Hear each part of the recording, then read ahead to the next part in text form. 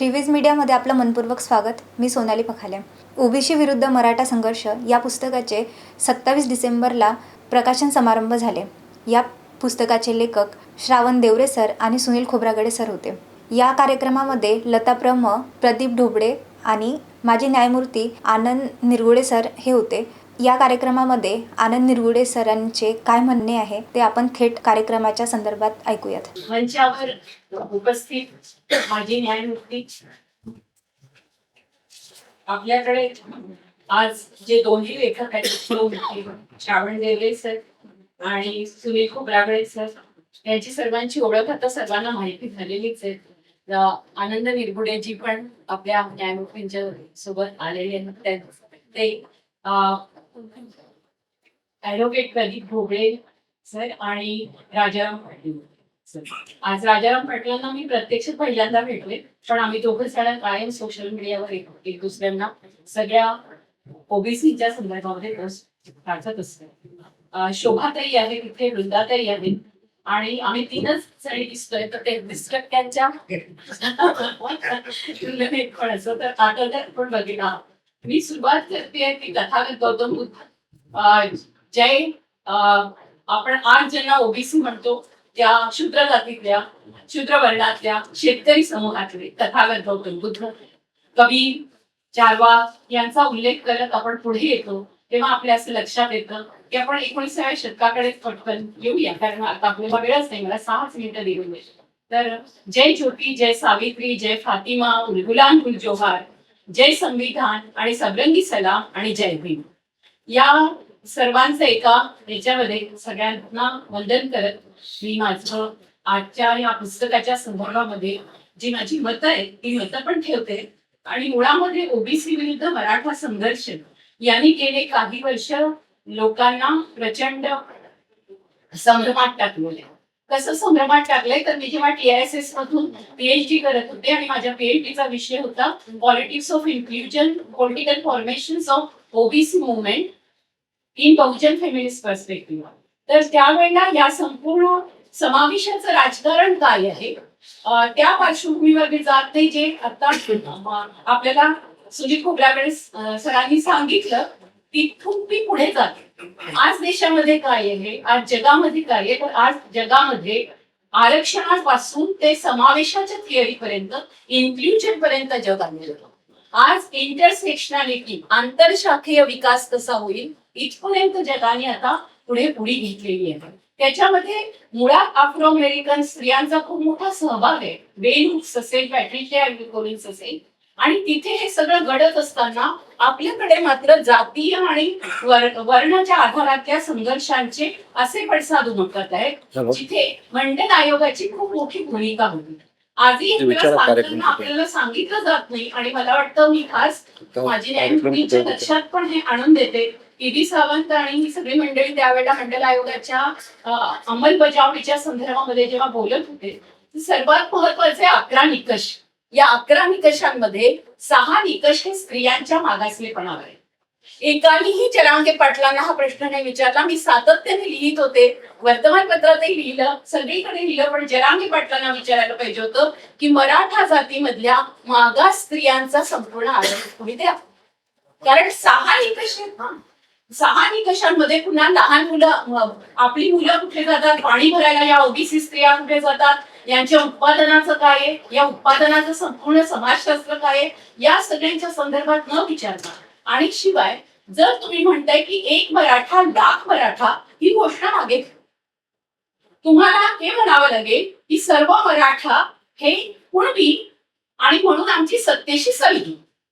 तर ही जी सगळी गोष्ट आहे ही सत्तेशी सलगी करून पूर्णपणे आपल्या खात्यामध्ये 30% जे आरक्षण टाकलेलं आहे त्याच्याबद्दलचा प्रकाश जो या पुस्तकामधल्या अनेक लेखांमध्ये आपल्याला सांगतो. आता श्रावण देवरेंच्या लेखांबद्दल असं आहे की त्यांनी संपूर्णतः या आरक्षणाचं विश्लेषण केलं, पण जसं त्यांनी ब्राह्मण क्षत्रिय वैश्यांना आरक्षण का नाकारलं हे सांगता त्यांनी मुळामध्ये लक्षात आणून दिलेलं आपल्याला की ह्या सगळ्याचा संपूर्णतः आढावा घ्यायचा असेल तर ही ओबीसीच्या मैदानी व न्यायालयीन लढाईसाठी आपल्याला फुले, पेरियार, आंबेडकर यांच्या विचारांचा मागोवा घेतला. मी माझं आणि श्रावण हॅलो. भाऊचं नातं तशा अर्थाने शरद पाटलांच्या सौत्रांतिक त्यांना विचारा मार्क्सवादी फुले आंबेडकरी विश्लेषणातून एकत्र जमतं, कारण मी त्या विचारांची पाईक पण आहे विचार- आणि तशाच पद्धतीने समीक्षा ठेवते. विचार- या पुस्तक प्रकाशनाचा कार्यक्रम. वाटतं की खूप महत्वाच्या अशा गोष्टी समोर येत असल्या पुस्तक तरी काही प्रकाशनाचा कार्यक्रम. गोष्टींमध्ये आपण खूप काल काल जो तुम्ही त्या JR ला पूर्ण आव्हान करणारं जे पिटिशन दाखल केलं, त्या पिटिशनच्या आधारावर मला असं वाटतं तिथे काही गोष्टी प्रामुख्याने टाकायला पाहिजे पुढे जेव्हा आपण केस घेऊ त्यावेळेला. या संपूर्ण याच्यामध्ये एक मराठा लाख मराठामध्ये सर्वात जास्त स्त्रिया होत्या, त्या मोटरसायकलवर होत्या, त्या फेटे बांधून होत्या, त्या सुसंपन्न आणि साधन संपन्न दिसत होत्या. मोटरसायकल कुठल्या ओबीसीच्या घरामध्ये नाहीये म्हणून तर शेतकरी आत्महत्या करतात. शेतकऱ्याचं पोरगं म्हणतं मला तुम्ही मोटरसायकल द्या. ही कुणबी तुम्ही जो अभ्यास केला शेतकऱ्यांच्या आत्महत्यांचा त्याच्यामध्ये कुणब्यांचं पर्सेंटेज खूप जास्त आहे आणि जर मराठ्यांचं पर्सेंटेज बघितलं तर ते कमी आहे, कारण मराठे जमीनदार आहेत आणि पूर्वी शेतमजूर आहेत. आणि हेच मांडणी त्यांनी वर्गीय मांडणी पण इथे तुम्ही केलेली आहे. त्या वर्गीय मांडणीच्या पुढे जाऊन मला असं वाटतं की सुनील खोब्रागडे सरांनी जे केलेलं आहे त्यांनी संपूर्णतः या 96 कुळांची कथा सांगितली. बरं का, खूप इंटरेस्टिंग पुस्तक आहे. खूप चांगल्या पद्धतीने जर वाचलं तर तुमच्या लक्षात असं येतं की लखुजी जाधव आणि भोसले यांच्यामधला वाद हा पूर्णपणे मराठा आणि कुणबी वाद आहे. त्याच्यामध्ये जिजाबाईंचं आणि शहाजींचं लग्न होताना झालेला हा मराठा कुणबी वाद जो आहे तो खूप लक्षात घेतला पाहिजे. आणि मराठा समाज कधी निर्माण झाला? आत्ता झालाय तो 600 वर्ष. मराठा नावाचा समाज इथे नव्हता. याचे सगळे जे सैद्धांतिक आणि संपूर्ण सामाजिक पुरावे या पुस्तकामध्ये आहेत. आणि मराठा कुणबी सांस्कृतिक वेगळेपण का बरं सांस्कृतिक आणि सामाजिक शब्द हे दोघेही लेखक वापरतात? तर मंडल आयोगाचंही म्हणणं किंवा इव्हन 1902 मध्ये ज्या वेळेला शाहूंनी आरक्षण सुरू केलं आपल्या देशामध्ये तेव्हापासून आपण म्हणतोय की जात आणि या देशामधला वर्ग हे एकत्र आहे. कसे एकत्र आहेत तर त्यांचं सामाजिक आणि सांस्कृतिक दृष्ट्या संपूर्णतः शूद्रांना आणि अतिशूद्रांना ज्या पद्धतीने ब्राह्मण क्षत्रिय वैश्यांनी नाकारलं, या त्रिवर्ण विरुद्ध शूद्रातिशूद्र हा जो फुल्यांचा लढा आहे महात्मा ज्योतिबा फुल्यांनी वारंवार मांडलेला आहे, त्या संपूर्ण ब्राह्मणवादी पितृसत्तेवर त्यांनी हल्ला केलाय. त्या हल्ल्यातून आपण मंडल आयोगापर्यंत आलो की आपल्याला लक्षात असं येतं की पहिला दणका बसल्यामुळेच हे कमंडलू आलं. आणि मंडलच्या विरोधात कमंडलू आल्याबरोबर आम्हा सर्व स्त्रियांना हादरा बसलाय, तर आम्हाला आतापर्यंत सावित्रीबाईंपासून ते संविधानापर्यंत जे हक्क मिळाले ते हक्क जाण्याची प्रोसेस सुरू झाली. ह्या प्रक्रिया सुरू झाल्याबरोबर मग आमच्या मच्छीमार स्त्रिया असतील, आमच्या शेतकरी स्त्रिया असतील, आमच्या उत्पादक कुंभार असतील, सुतार असतील, लोहार असतील, यांना बाबरी मशीद तोडायला वेळ नव्हता.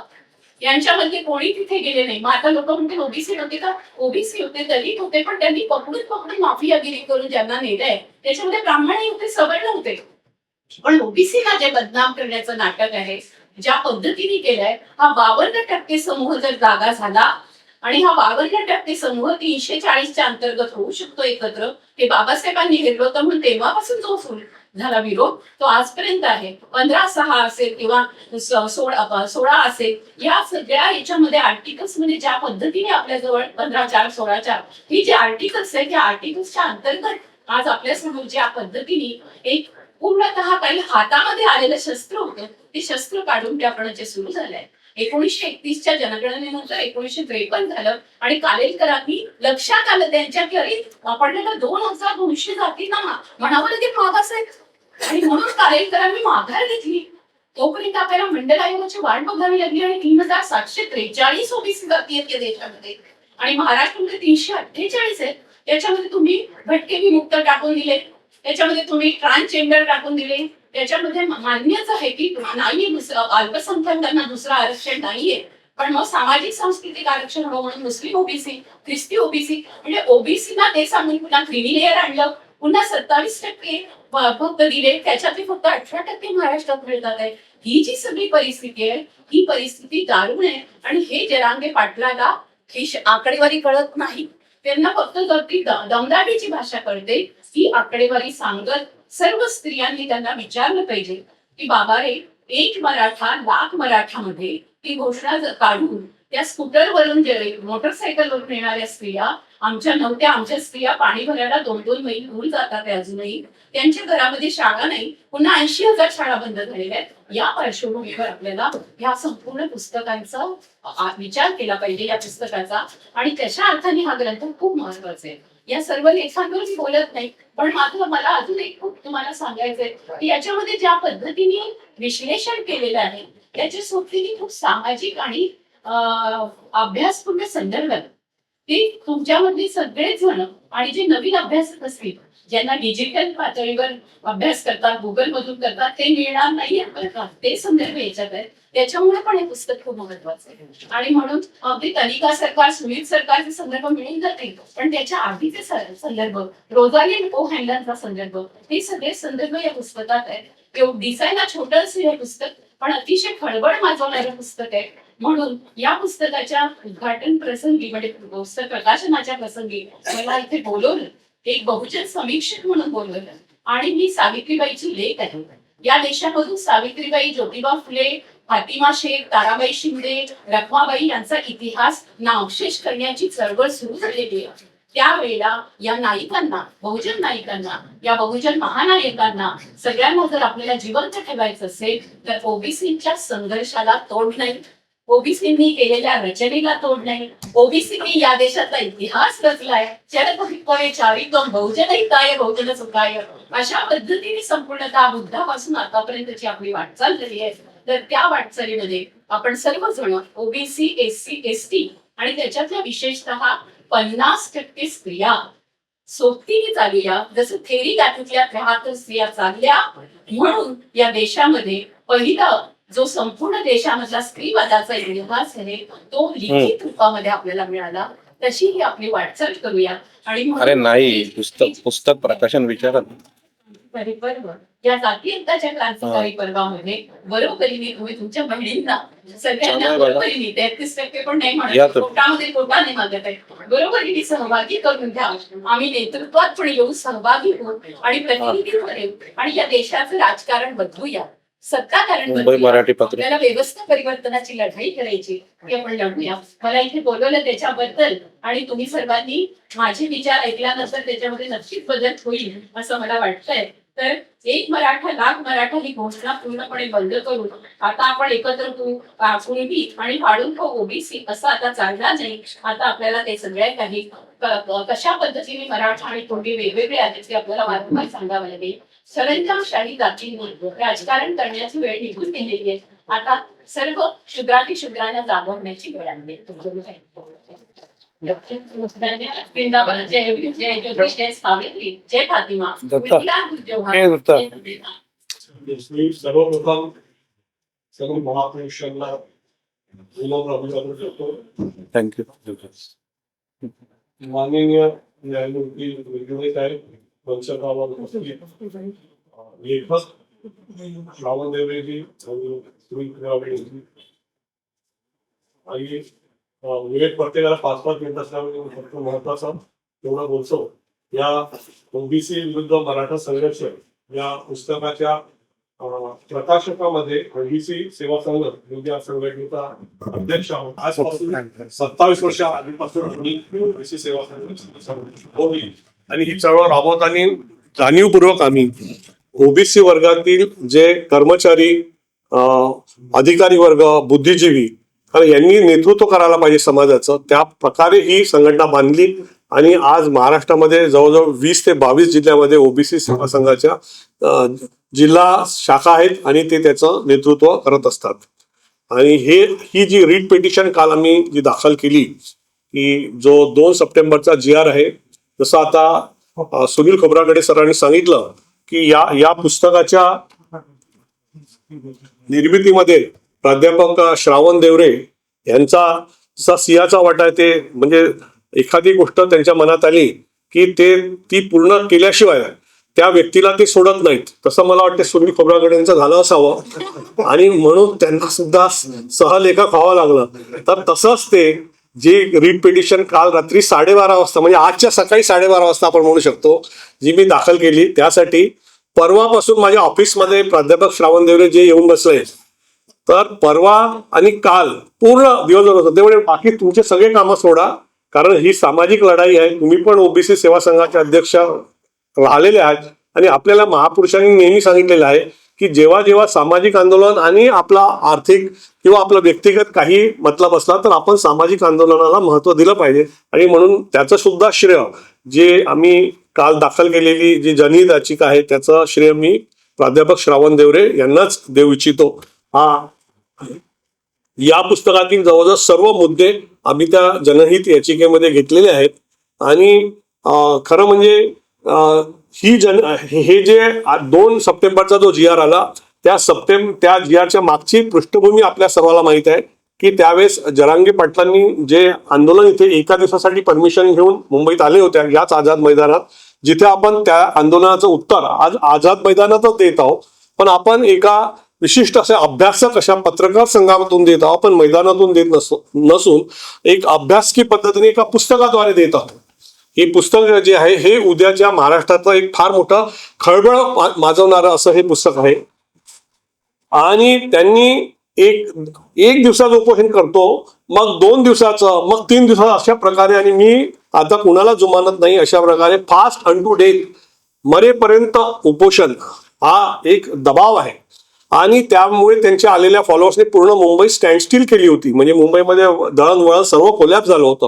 माननीय उच्च न्यायालयाला त्यामध्ये दखल घ्यावी लागली आणि त्याचा दबाव तुम्ही समजू शकता. मंत्रिमंडळाची बैठक सुद्धा झाली नाही. आणि आता यांना समजावलं पाहिजे म्हणून तो 2 सप्टेंबरचा जी आर काढण्यात आला. जर का ते आंदोलन झालं नसतं किंवा मुंबई स्टँडस्टील झाली नसती तर तो जी आर निघाला नसता. म्हणजे तो जी आर एका दबावामध्ये काढण्यात आलेला आहे. आणि कुठलीही गोष्ट जी कुठल्याही दबावाखाली असते तर त्या गोष्टीला मान्यता देता येत नाही.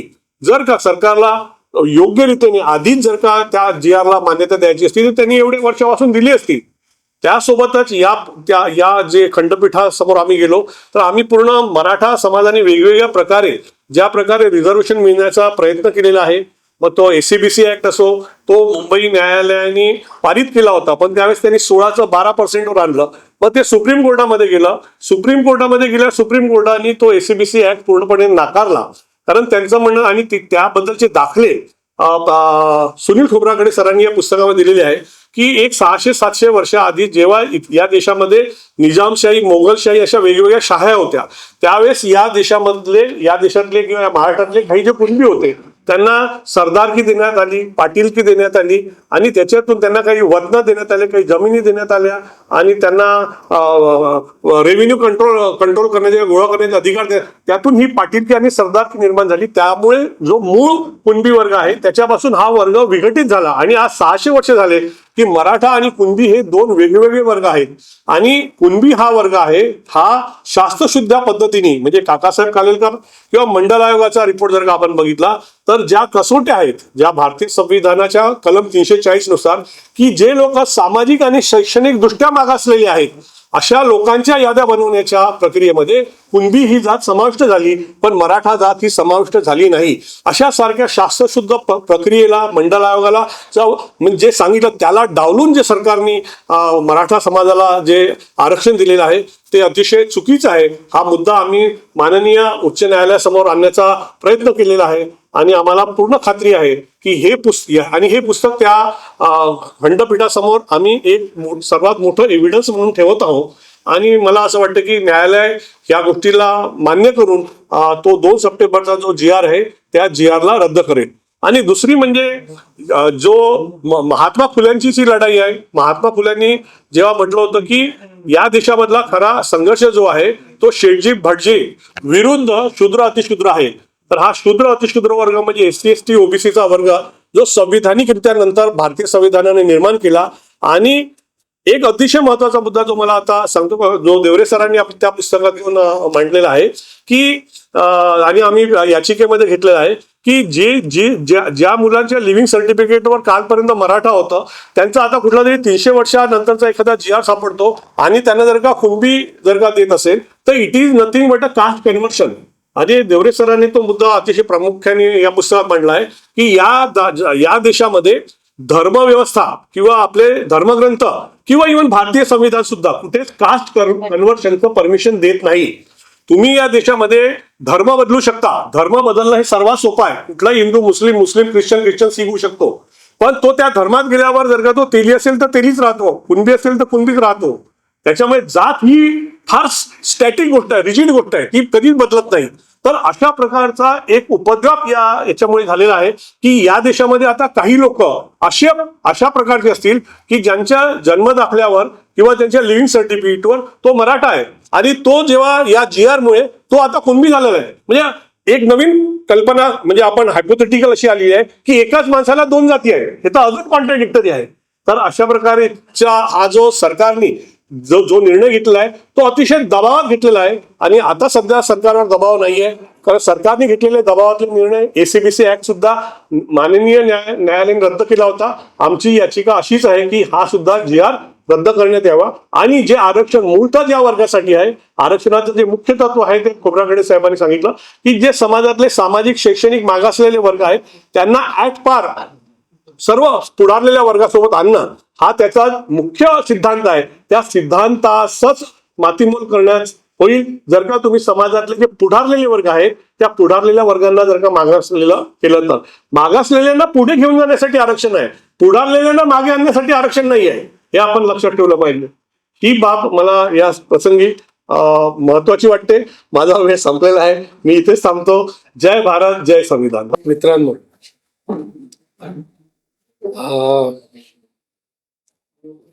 माझी मागासवर्ग आयोगाच्या अध्यक्षपदी निवड होण्या अगोदर मी एक सामान्य कायद्याचा विद्यार्थी होतो. परंतु एक दिवस माझे मित्र जज साहेब आहेत, ते आता रिटायर झाले, मेश्राम म्हणून, आता त्यांचा फोन आला होता, त्यांना पण बोलवलं होतं आपण इथे. तर ते माझ्याकडे आले आणि ते म्हणे की तुम्ही अध्यक्ष व्हाल का. म्हटलं मला काय अध्यक्ष होण्यात काही रस नाही, कारण मला कोण अध्यक्ष करणार, माझी काही कोणाची ओळख नाही, पाळत नाही, काही नाही. ते तुम्ही सोडा म्हणे, मी तुम्हाला तुमची फक्त संमती द्या मला. मग संमती मी दिली. त्यानंतर मला त्यांनी अध्यक्ष केलं. त्यानंतर मला असं जाणवलं की आणि त्या आयोगाची कॉन्स्टिट्यूशन म्हणजे त्या आयोगात जी माणसं होती ती 90% ओबीसी होती. त्यामुळे ओबीसींच्या भल्यासाठी सगळेच जण पुढे आलेले होते आणि बऱ्याचशा ओबीसी मधल्या ज्या अननोन जाती आहेत की ज्यांना आपल्याला त्यांची नावं पण माहिती नाहीत, अशा जातींची अभ्यास करण्याचा योग मला त्यावेळेस आला. आणि त्यामुळे त्या अभ्यास करताना असं लक्षात आलं की अतिशय छोट्या प्रमाणात 1500 लोकांचीच एक जात आहे किंवा 2000 लोकच आहेत की एखाद्या कुठल्या तरी महाराष्ट्राच्या कोपऱ्यात आहेत आणि त्यांची जातीचं नाव वेगळं आहे. परंतु तसं बघता तर ते त्यांचे सगळे कॅरेक्टरिस्टिक्स आहेत ते एका कुठल्या तरी विशिष्ट ओबीसी मुख्य जातीच्या संबंधित आहेत. त्यावेळेस आम्हाला लक्षात आलं की त्याचा अभ्यास केल्यानंतर लक्षात आलं की हे ऍक्च्युली ही जात आहे, हे नाव जरी वेगळं असलं तरी ही मूळ जातीच्याच मधले लोक आहेत. मग त्या जातीला आम्ही ओबीसी मध्ये इन्क्लूड करावं असं रेकमेंडेशन गव्हर्नमेंटमध्ये करत होतो. त्यानंतर मराठा जातीच्या लोकांचं जे पूर्वीचं पिटिशन होतं त्यांचं ते पिटिशन मी यायच्या अगोदरच सुप्रीम कोर्टाने रिजेक्ट केलं होतं. सुप्रीम कोर्टाने निकाल देऊन पूर्णपणे त्यांचा म्हणजे जस्टिस गायकवाड साहेब होते, माझ्या अगोदरचे जे आयोगाचे अध्यक्ष होते, त्यांनी एक मोठा हे लिहिला होता, रिपोर्ट लिहिला होता. तो रिपोर्ट रिजेक्ट केला होता आहे सुप्रीम कोर्टाने आणि सुप्रीम कोर्टाने अतिशय परखडपणे त्या रिपोर्टावर काही भाष्य केलं होतं. आणि अदरवाईज सुद्धा म्हणजे मराठा जातीच्या लोकांना ओबीसी मध्ये टाकता येणार नाही यासाठी अनेक कारणं त्यात दिलेली आहेत, कायदेशीर आणि सामाजिक दोन्ही. त्यानंतर माझ्या समोर सुद्धा आमच्या आयोगासमोर सुद्धा मराठा जातीच्या लोकांनी अर्ज केले. त्यांनी सांगितले की आम्हाला परत एकदा तुम्ही हे करा. तेव्हा त्या सुप्रीम कोर्टच्या निकालाचा आम्ही सांगोपांग विचार केला की आता कसं करता येईल. यांना द्यायचं असेल, जर यांचा अभ्यासच करायचा असेल, याचा रिपोर्ट लिहायचा असेल, मराठा जातीच्या ओबीसी त्यांना करता येईल का, त्यांना इन्क्लूड करता येईल का, यासाठी करता येण्यासारखं असेल तर ते काय करावं, यासाठी त्याचा मार्गदर्शन सुप्रीम कोर्टच्या त्या जजमेंटमध्येच आहे. त्या सुप्रीम कोर्टच्या जजमेंटमध्ये असं म्हटलेलं आहे की इम्पेरिकल डेटा गोळा करावा, कंटेम्पोरनियस म्हणजे आजच्या घडीतला इम्पेरिकल डाटा गोळा केला पाहिजे सगळ्या समाजाचा, केवळ मराठ्यांचा नाही, केवळ शेड्यूल कास्टचा नाही, किंवा ओबीसीचा नाही, कुणाचा असं नाही, सगळ्या समाजाचा इम्पेरिकल डाटा गोळा केला पाहिजे. हे गेल्यानंतर आम्ही मग सरकारला कळवलं की याचं सगळ्यांचा मोठं काम आहे आणि याला करता येईल, आम्ही करू शकतो. तर त्यांनी आम्हाला, त्यावेळेस ठाकरे साहेबांचं सरकार होतं, त्यांनी म्हणे की करा तुम्ही हे, आम्हाला निधी देऊ केला, त्यांनी ऑफिस देऊ केलं. परंतु थोडंच ठाकरे सरकार हे गेलं, त्यांचं सत्ता गेली आणि नंतरचं सरकार आलं. नंतरच्या सरकारांचं म्हणजे शिंदे सरकार होतं, शिंदे साहेबांचं. त्यांनी मात्र काही फारसं त्याच्याकडे लक्ष दिलं नाही आणि उलट आयोगातल्या जे ओबीसीचे लोक होते, ओबीसी मेंबर होते, त्या लोकांना आयोगातून काढून टाकण्यासाठी हळूहळू कारवाई केली आणि काही लोकांनी राजीनामे दिले. त्यातला एक म्हणजे आमचा लक्ष्मण हाके आहे. नंतर संजीव सोनवणे साहेब होते, ते प्राध्यापक आहेत, मोठे कुलगुरू आहेत, त्यांनी पण हळूच एक दिवशी राजीनामा दिला. असं करून मी पण एक दिवशी राजीनामा दिला. त्यामुळे ते आयोग संपलं आणि आत्ता जो आयोग आहे हा ओबीसीचा आयोग आहे का नाही याच्याबद्दल शंका घेण्यासारखी गोष्ट आहे. असो, तर ही जी आता जे नवीन GR काढलेला आहे, मी तो वाचलाय GR, आणि या GRच्या संदर्भात जर का चर्चा करायची असेल किंवा त्याच्यात कायदेशीर त्याला आव्हान द्यायचं असेल तर मी एका ज्येष्ठ विधिज्ञाशी बोलणं केलं परवा. त्यांचं नाव आहे श्री हरी हाणे, जे की आपल्या पूर्वीच्या केसमध्ये आपल्यासाठी लढले होते. ते मी त्यांना विचारलं की काय, तर त्यांनी सांगितलं की याही GRला विरोध करण्यासाठी बरेच पिटिशन झालेले आहेत आणि त्यातल्या एक पिटिशन करणारा जो माझा मित्र आहे त्यालाही मी बोललो आणि त्यांनी मला सहकार्य करायची आश्वासन दिलं. आणि आता मला ही चांगली बातमी मिळाली की वकील साहेबांनी एक पिटिशन टाकलेली आहे. त्यामुळे आम्ही याच्या अगोदर काही दिवसापूर्वी भेटलो होतो, तेव्हा मी यांना तेच सांगितलं देवरांना की एक आता पिटिशन टाकलं पाहिजे आणि त्यासाठी एक चांगला वकील शोधला पाहिजे. आणि मी यांना हेही म्हणालो की कायदेशीर लढाई फुकट होत नसते, पैसे लागतात, त्यासाठी क्राऊड फंडिंग करा, प्रत्येकाने पैसे जमा करा. आणि हे मी स्वतः त्याला पैसे देऊ केले. त्याला प्रत्येकाने 5,000 रुपये द्या आणि पिटिशन टाका, पिटिशन लढवा, चांगला मोठा वकील द्या आणि तरच आपल्याला काहीतरी त्याच्यामध्ये हे होईल. आणि हे आज इथं भांडण संपणार नाहीये, हे सुप्रीम कोर्ट पर्यंत न्यावं लागणार आहे. कारण हा जो GR आहे हा फार तसं बघितलं तर फार क्लिष्ट आहे आणि काही गोष्टी त्याच्यामध्ये पटण्यासारख्या आहेत. तर GR मध्ये असं आहे की GR कुणासाठी केलेला आहे की अशा मराठा लोकांसाठी केलेला आहे की ज्यांची जात पूर्वी कुणबी अशी नमूद आहे, त्या लोकांना आपली जुनी जात परत घेता येईल, एवढाच ते GRचा अर्थ आहे. मुद्दा असा आहे की पूर्वी जर का समजा मी मराठा आहे आणि माझ्या आजोबांच्या आजोबांनी त्यांचं नाव काय असेल, त्यांचं नाव आणि त्यांच्या समोर कुणबी लावलं असेल, कुणबी जात लावली असेल, तर आता ती कुणबी जात नंतरच्या 5 पिढ्यांनी सोडून दिलेली आहे. ती सोडून दिलेली आहे, त्यांना ते त्याग केलेला आहे आणि आम्ही आता मराठा आहोत असं म्हणतात. मग आता ती जात त्यांना परत मिळेल का? हा कायदेशीर मुद्दा आहे, हा सामाजिक मुद्दा आहे आणि यासाठी आपल्याला न्यायाने लढा करावा लागेल.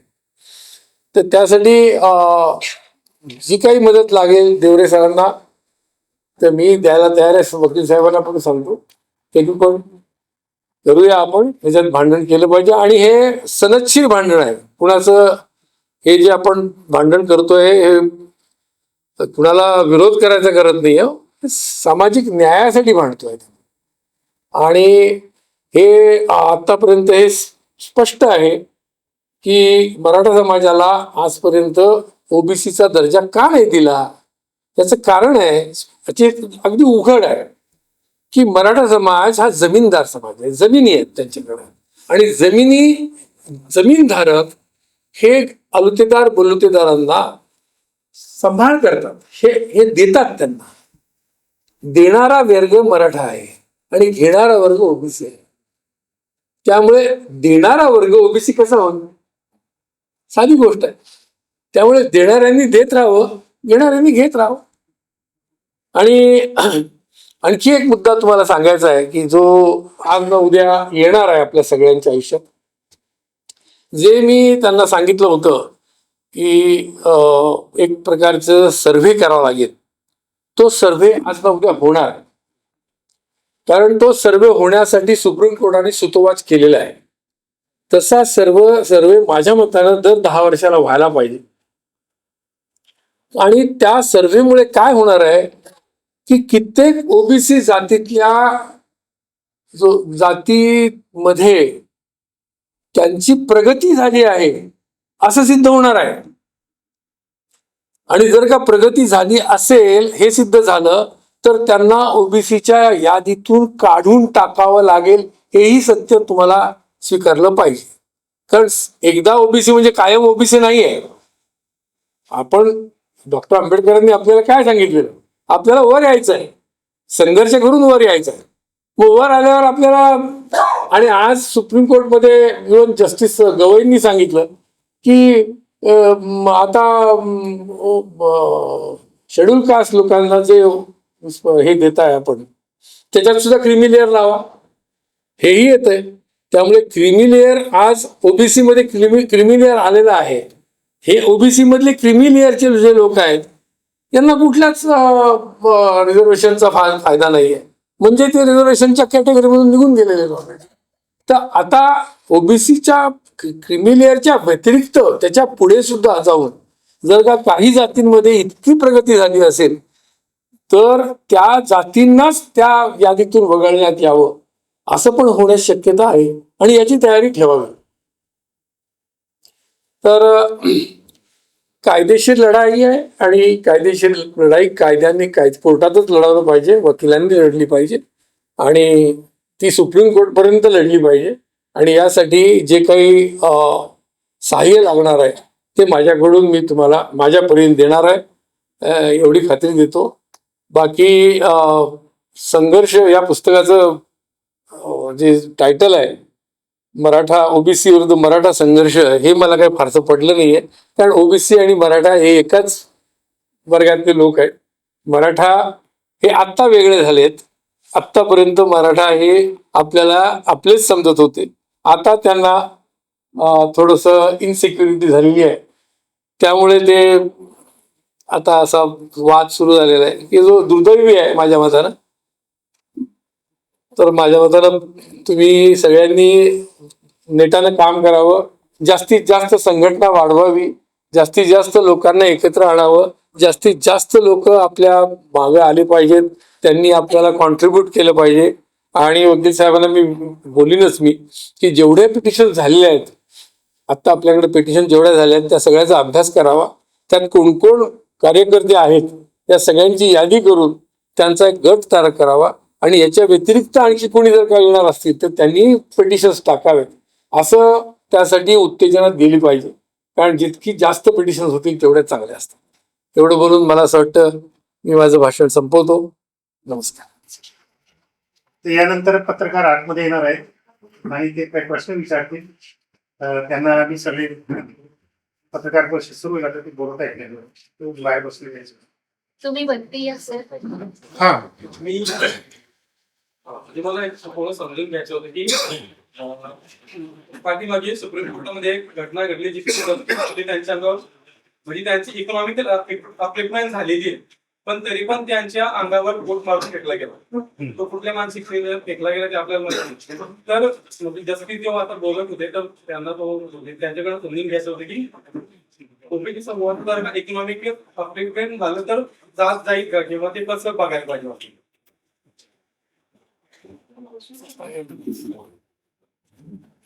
तुमचा प्रश्न कोणाला आहे? म्हणजे कोणी ऍड्रेस करू शकतो पण जस्टिस आहे तो प्रश्न. तुमच्या प्रश्नाचं मी उत्तर असं देतो की दौलतराव शिंदे, दौलतराव गायकवाड, दौलतराव गायकवाड बडोद्याचे नरेश बडोद्याचे महाराज सयाजीराव गायकवाड. सयाजीराव गायकवाडच्या आधीचे ज्यांनी बडोद्याची गायकवाडशाही प्रस्थापित केली, दौलतराव गायकवाड. दौलतराव गायकवाडांनी एका मराठा जातीच्या मुलीशी लग्न केलं. शिंद्यांची त्यांची सोयरीक झाली. ती सोयरीक झाल्यानंतर प्रतापराव जाधवांनी त्याचा जाहीर निषेध केला आणि संपूर्ण मराठ्यांनी गायकवाडांचा बहिष्कार करावा. गायकवाड हे कुणबी आहेत, मराठा नाहीत. याच्यासाठी त्यांनी अनेक ठिकठिकाणी सभा घेऊन त्याचा निषेध नोंदवला. त्याच्यासाठी म्हणजे त्यावेळीच्या 96 कोटी मराठ्यांचे 34 सरदार एकत्र येऊन स्वतःला सभा झाली 1827 साली. हे एक उदाहरण सांगितलं. दुसरं उदाहरण जे आता तुम्ही जसे नमूद फिरून मारला की सपोज त्याची आर्थिक उन्नती जरी झाली तरी सामाजिक उन्नती आणि आर्थिक उन्नती म्हणजे आर्थिक विकास आणि सामाजिक उन्नती ते डेव्हलपमेंट आणि प्रोग्रेस या दोन भिन्न बाबी आहेत. आरक्षणामुळे प्रोग्रेस होते, डेव्हलपमेंट होत नाही. डेव्हलपमेंट जर व्हायची असेल त्याच्यात गुणात्मक बदल घडवावा लागतो आणि गुणात्मक बदल घडवण्यासाठी त्याची आर्थिक संपन्नता जी आहे ते फक्त एक फॅक्टर म्हणून सहाय्य भेटतं. एक फॅक्टर. तुम्ही जो जस्टिस गवईवर बूट फेकून मारण्याचं उदाहरण सांगितलं, जस्टिस गवईची प्रोग्रेस झाली, डेव्हलपमेंट नाही झाली. हा फरक आहे त्यांनी. आणि डेव्हलपमेंट व्हायचं जर असेल तर तुम्हाला रिझर्वेशन जे आहे ते रिझर्वेशन हा एक फॅक्टर आहे डेव्हलपमेंट होण्यामध्ये. त्याची आर्थिक उन्नती झाली, त्याच्या मानसिकतेमध्ये बदल होतो, त्याच्या बिहेवियरमध्ये बदल होतो आणि सांस्कृतिक मूल्यामध्ये बदल होतो. त्याचं इंटरेक्शन जे आहे इतर लोकांशी ते वाढतं. आता प्रश्न असा उभा होतो, प्रगतीचं मोजमाप तुम्ही कशाच्या आधारावर करणार? अमुक समाज प्रगत झाला, कशाच्या आधारावर करणार तुम्ही? की त्यांनी चांगलं घर बांधलं, तो चांगल्या शाळेत शिकतो किंवा तू चांगले कपडे घालतो, यावरून त्याच्या प्रगतीचं मोजमाप होतं काय?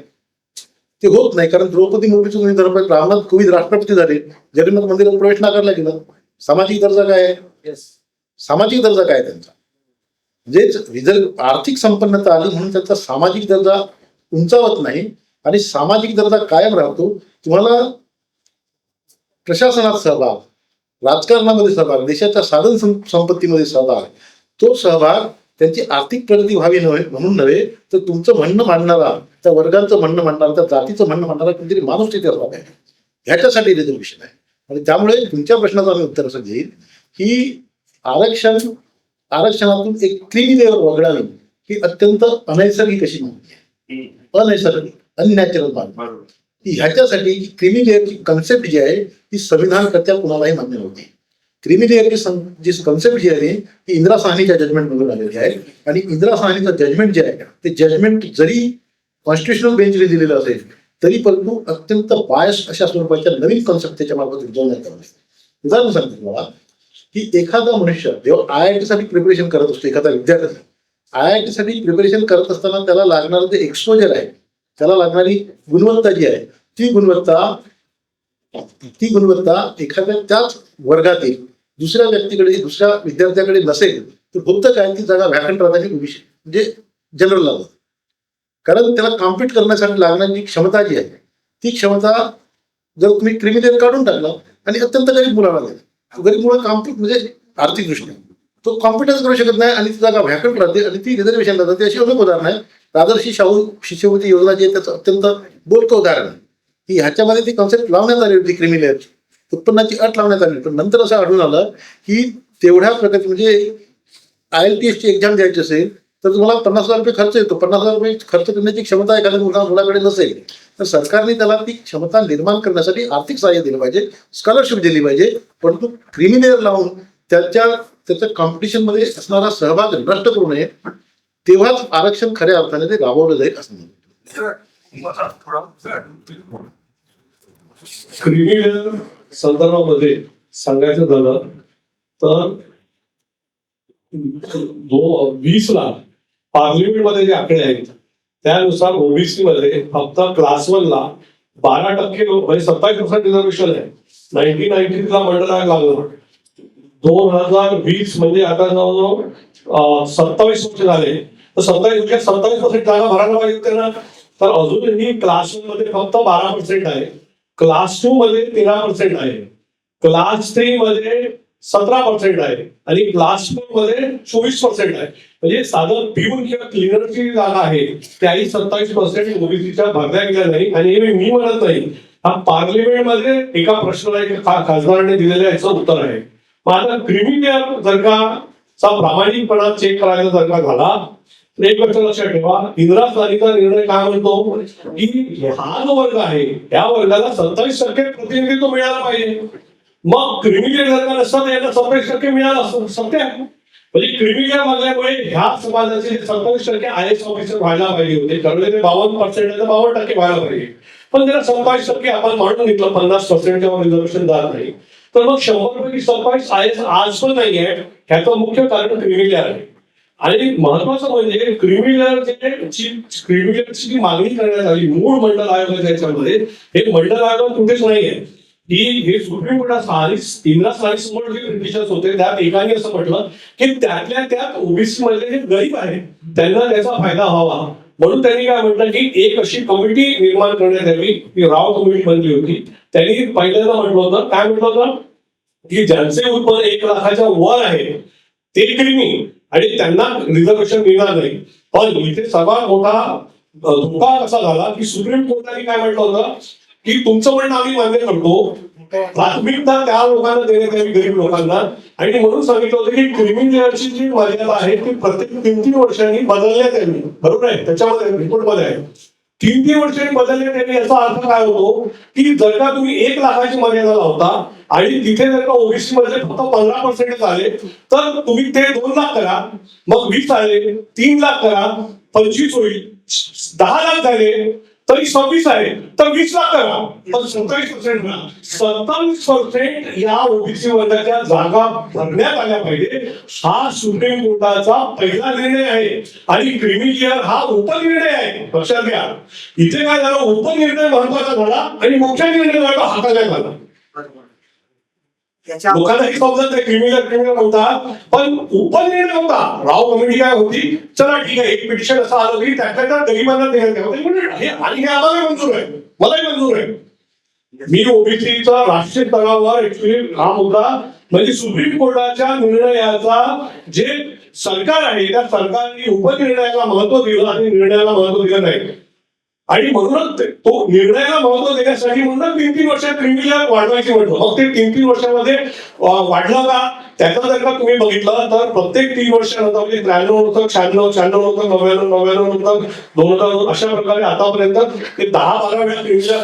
पण क्रिमिनल मर्यादा वाढवावी ह्यासाठी ओबीसी समाजाला आंदोलन करावं लागतात आणि 5-10 वर्ष क्रिमिनल वाढत नाही. आणि जो राज्य करता क्रिमिनल वाढवतो तो असा दाखवतो जसा तो काही उपकार करायला समाजावर करतोय. हा ओबीसी जो आहे या देशाचा 52% आहे, हा मूळ कणा आहे. हे जे बसले आहेत राज्यकर्ते ऍक्च्युली ह्यांच्या काही देशाशी घेणं घेणं नाही. सगळ्यांच्या अमेरिकेमध्ये आणि इंग्लंडमध्ये घर आहेत ऍक्च्युली. हे मूळ मालकच नाही, मूळ मालक देशाचा ओबीसी आहे. त्याला काहीतरी भेट टाकण्यासारखे सांगतात की चलो तुम्हाला क्रिमिनल हम 10 का 12 लाख करते, हम 12 का 15 लाख करते. सो हा मुद्दा अतिशय महत्वाचा आहे की सुप्रीम कोर्टाच्या निर्णयाचा अवमान करण्यात आला. क्रिमिनल त्यांनी म्हटलं होतं 27 म्हणे क्रिमिनलची मात्रा 27% आहे बघले तिथे थांबा, तिथे क्रिमिनल बनलो. पण हे आपल्या मनाने राव कमिटी बनली तर राव 1 लाख 3 लाख विचार नाही काय जे नाटकबाजी करण्यात आली. सुप्रीम कोर्टाच्या निर्णयाला सरकारने जे एक्झिक्युटिव्ह गव्हर्नमेंट असतं त्या एक्झिक्युटिव्ह गव्हर्नमेंटनी त्याची धुळधाण केली. इंदिरा सालीचा निर्णय बरोबर आहे, इंदिरा सालीचा निर्णय बरोबर आहे. मी आताही बोलतो इंदिरा सालीच्या निर्णयाच्या सेट म्हणण्यात आलं होतं की काय जातींचा समूह जो आहे त्याला रिझर्वेशन देता येऊ शकतं का, कारण मंडल कमिशनने जातींचा समूह दिला होता ना. SC/ST साठी तोपर्यंत होता. आणि ही गोष्ट डॉक्टर बाबासाहेब आंबेडकरांनी पार्लमेंटमध्ये सातत्याने म्हटलं आहे की या देशामध्ये दुसरं तिसरं काही नसून या देशामध्ये जर का काही कुठली गोष्ट असेल तर ती जात आहे. आणि जातीचा समूह म्हणूनच शेड्यूल कास्ट, जातीचा समूह म्हणूनच शेड्यूल ट्राईब आणि जातीचा समूह म्हणूनच ओबीसींना बघावं लागेल. मग हा जो जातीच्या समूहाला म्हणजे तेली माळी कुणबी आगरी भंडारी त्यांना मंडळामध्ये काय होत्या, जाती होत्या. या जातींना रिझर्वेशन द्यायचा का, हा इंदिरा गांधी समोरचा सर्वात मोठा प्रश्न होता. इंदिरा गांधींनी म्हटलं यस, म्हणजे जातीच्या आधारावर आरक्षण देण्यात यावं हे इंदिरा गांधीचा पहिला निर्णय. दुसरा 27% जागा भरण्यात यावं का, यस. गरिबांना देण्यात यावं का, यस. पण तेव्हा 27 भरायला जे खालचे येतात त्यांनी 27 भरले पाहिजे, पहिला निर्णय झाला पाहिजे. दुसरी गोष्ट, जो तुम्ही त्याचा निर्णयाचा अभ्यास केला तर तुमच्या लक्षात येईल 9 लोकांचं ते बेंच होतं. 9 लोकांच्या बेंचमध्ये फक्त एकच व्यक्ती होता सुप्रीम कोर्टाला, जस्टिस पंडियन, जे म्हणतात नॅशनल बॅकवर्ड कमिशनचे चेअरमन मधले. ते जस्टिस पंडियन जेव्हा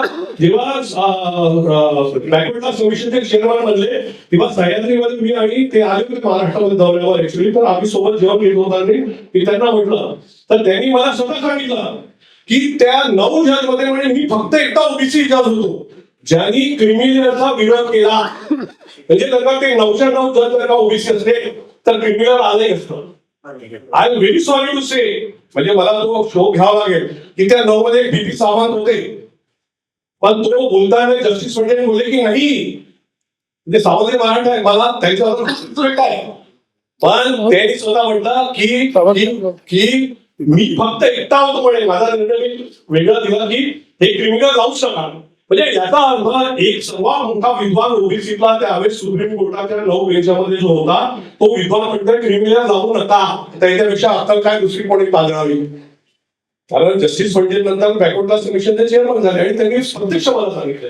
तर क्रिमिनल कंडिशन जर का तुम्ही घालतो म्हटलं तर मंडळ आयोगाच्या ज्या 11 कसूड्या त्याच्यामध्ये काही कसूड्या आर्थिक मागासलेपणाच्या आहेत. आणि आर्थिक पुढारी पण जर आलं म्हणजे समजा एखादा माणूस IAS ऑफिसर बनला, IPS ऑफिसर बनला किंवा एखादा चीफ जस्टिस बनला तर तो त्या पदावर असेपर्यंत त्याचा टेम्पररी सोशल हिस्ट्री वाढलेला असतो. पण तो तसा त्या पदावरून गेला तो पुन्हा त्याच प्रवाहात जातो आणि त्याला तसंच बघण्यात येतं. इव्हन तो त्या प्रवाहात सोशल सिस्टीमच्या वरच्या प्रवाहात असताना त्याच्यावर जर का घोडा मारण्याचा नसेल तर तो त्या प्रवाहात पुन्हा, कारण तेवढा पोस्ट काय IAS IPS काय रिटायर्ड होतात ना, म्हणजे तेवढ्या वेळा कुठं आहे तर ते रिलेटेड त्यांना मिळणारं जे मान सन्मान आहे तो त्या व्यक्तीचा नाही आहे, त्या पोस्टचा आहे, त्या जातीचा नाही आहे, त्या पोस्टचा आहे. आणि ती पोस्ट गेली तर पुन्हा तसाच होतो. त्याच्यामुळे हे फार स्टॅटिक आहे. टेम्पररी सोशल सिस्टमला काहीच अर्थ नाही.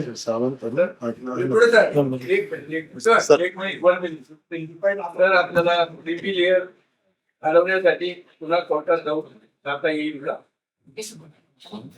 आता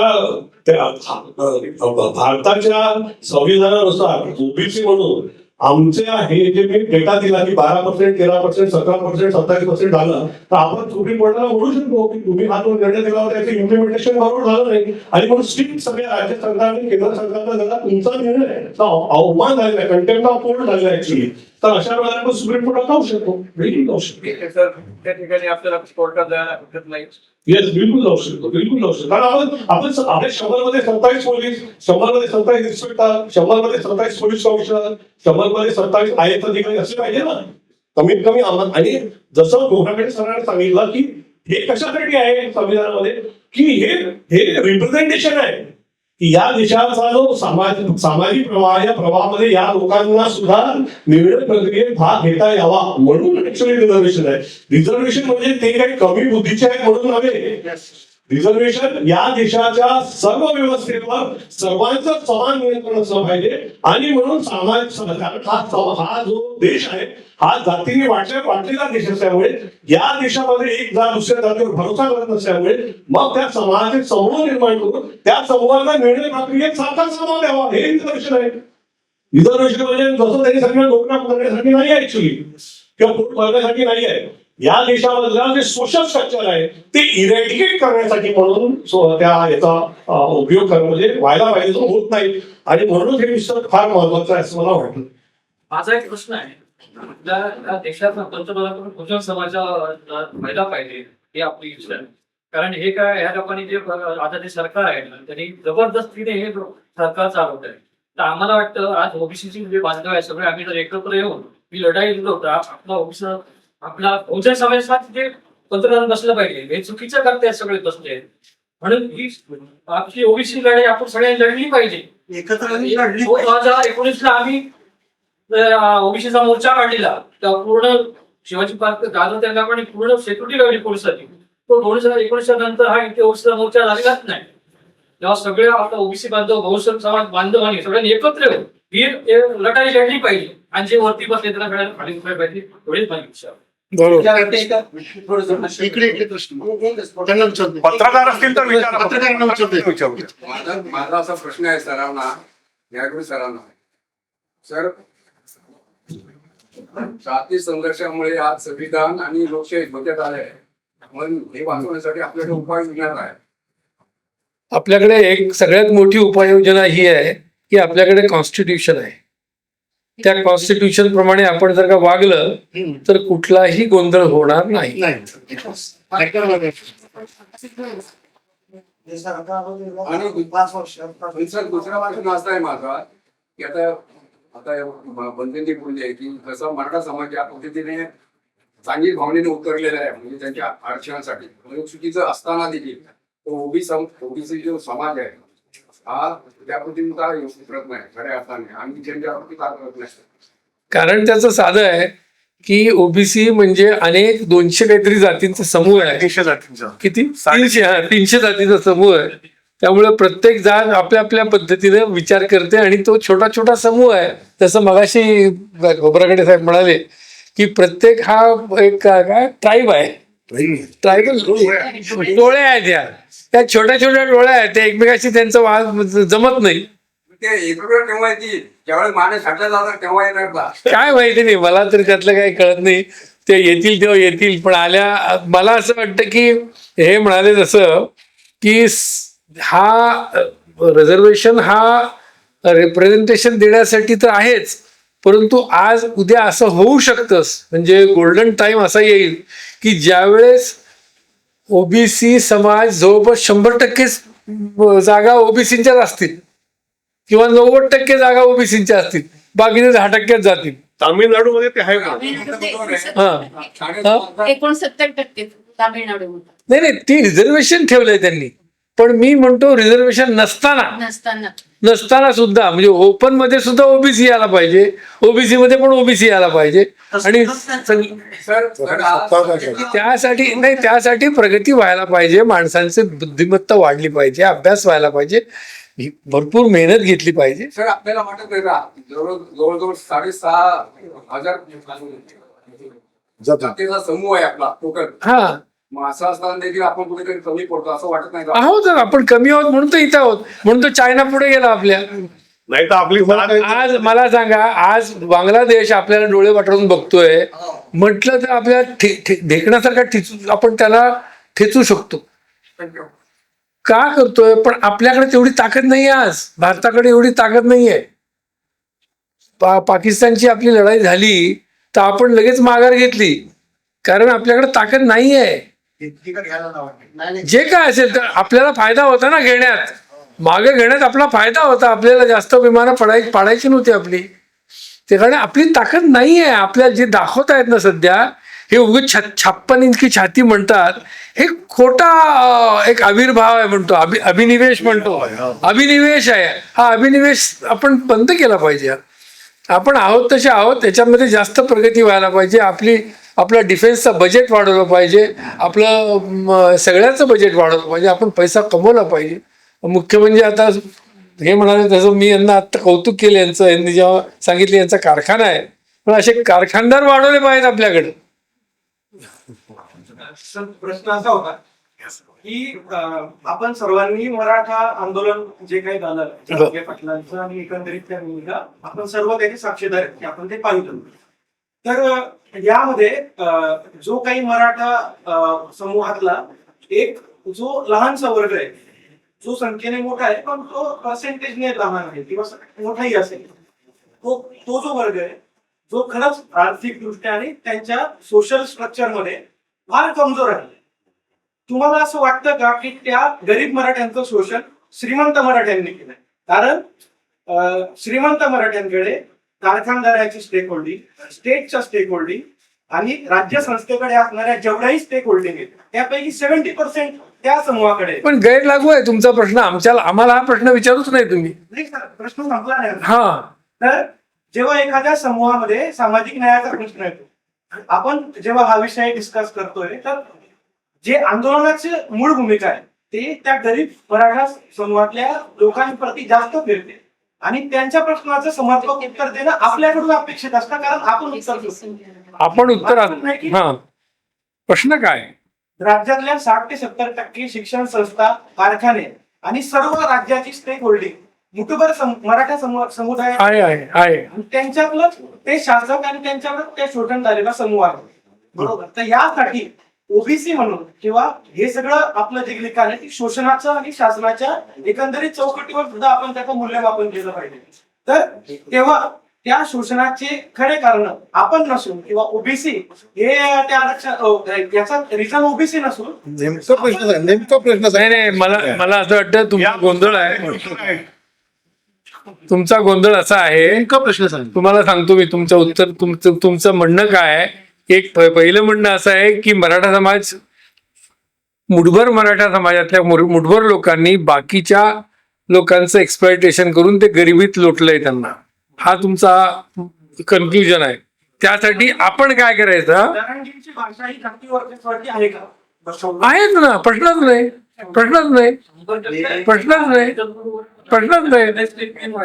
तो त्यांचा सर्वात श्रेष्ठ आहे.